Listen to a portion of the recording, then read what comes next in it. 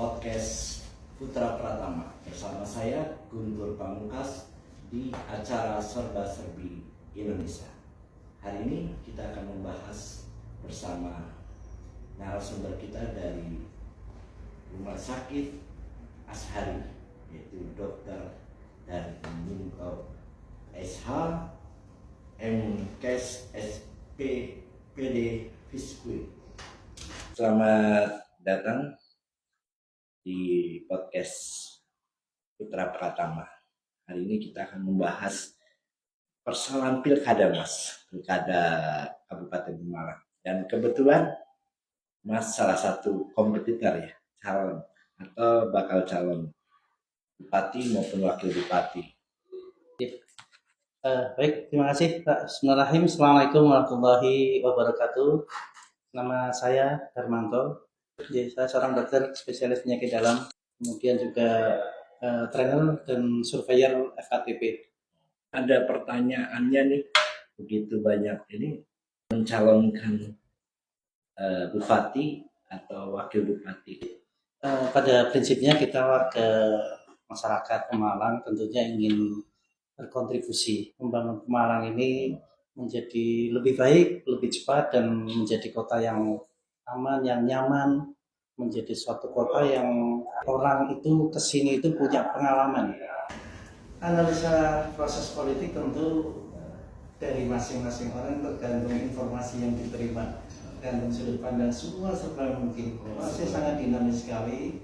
Kita masih ada kurang lebih 1,5 bulan Untuk mendaftar pendaftaran, kurang lebih 1,5 bulan itu proses tetap berjalan, komunikasi masih berjalan. Jadi apakah nanti akhirnya saya dengan Golkar atau dengan P3 atau dengan incumbent atau dengan Pak Anam misalnya atau dengan yang lain, nah ini proses masih ada proses politik yang tentu banyak pertimbangan. Jadi masih dinamis. Kalau saya masih melihat peluang dengan siapapun, saya siap kerjasama.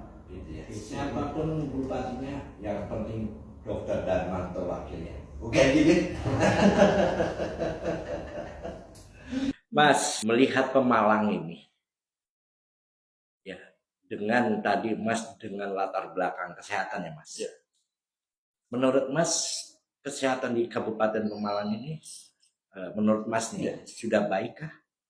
Atau masih kurang baikkah? Ada beberapa sudut pandang Pak, kita objektif ya kan, karena saya orang kesehatan terus mencitrakan baik ataupun misalnya ada sesuatu, saya enggak, kita objektif saja bahwa kalau kita lihat data di BPS itu sektor industri kesehatan itu cenderung ada pertumbuhan.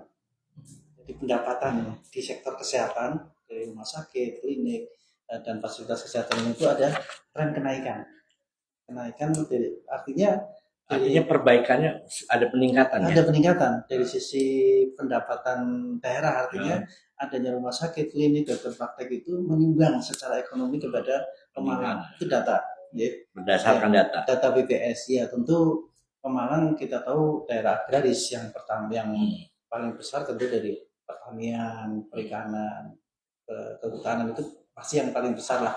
Setahun bisa 8 triliun lah kita pendapatannya ya. Iya. Itu sampai 8 triliun. Itu pertanian. Jadi kalau kesehatan masih di angka ratusan juta. Ya, juta tren per tahun. Iya. Tentu ini ada kenaikan. Ya, ada kenaikan. Tapi kalau dihitung secara pendapatan gabungan antara seluruh rumah sakit dan klinik dan dokter besar itu jauh lebih besar. Satu rumah sakit saja kita sebulan bisa ada yang 10 miliar, ada yang lebih 15 miliar gitu. Itu satu bulan saja. Satu bulan. Oke. Kemudian kalau dilihat dari IPM, indeks pengembangan manusia, dari 3 kan, salah satunya angka harapan hidup.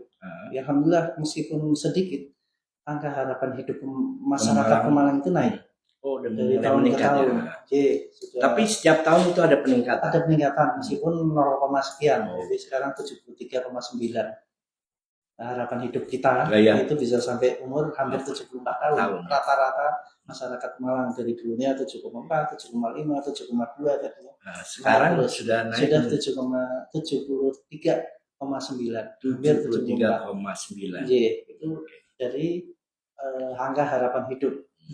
Kemudian sumbangan ke IPM dari sisi kesehatan juga cukup signifikan. Artinya dari sisi objektif di bidang kesehatan itu sudah cukup memenuhi, meskipun tentu sudah memenuhi standar.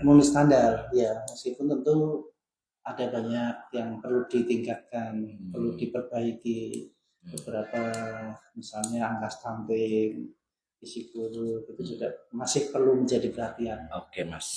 Terakhir Mas, artinya buat closing statement bagi masyarakat Pemalang dalam menghadapi pilkada serentak seluruh Indonesia, khusus di Kabupaten Pemalang, Mas punya saran atau untuk masyarakatnya seperti apa? Silakan Mas. Kepada seluruh masyarakat, tentu memilih memilih bupati ataupun wakil bupati itu adalah satu pilihan yang mendalam karena menyangkut nasib 1,5 juta penduduk di Malang. Ya, tentu pertimbangan praktis sudah mulai kita tinggalkan. Kita harus melihat bagaimana visi misi dari calon, bagaimana program calon.